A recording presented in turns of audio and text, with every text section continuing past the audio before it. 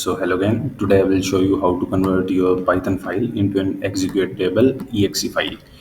So let's directly jump into the command prompt. Open a terminal. Alright, so here in the terminal I will type pip install and PyInstaller. So this PyInstaller will help us to convert our file to exe.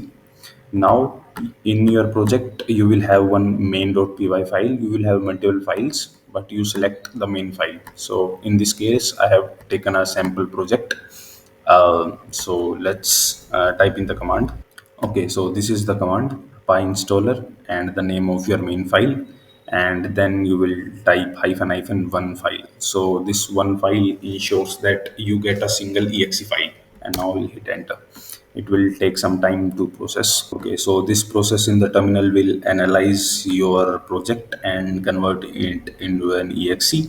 And after the process is done, then you may refer to this folder, come here, and you will see a file here. So you can drag and drop this file to any of your folder, and I will drop it here, and now you try to run it.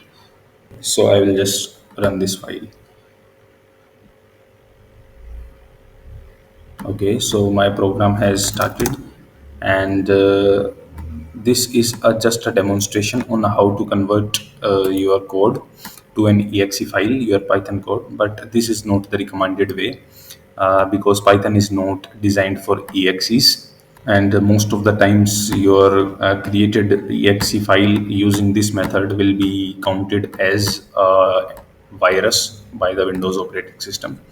So this is just for demonstration purposes. Thanks for watching. That's all.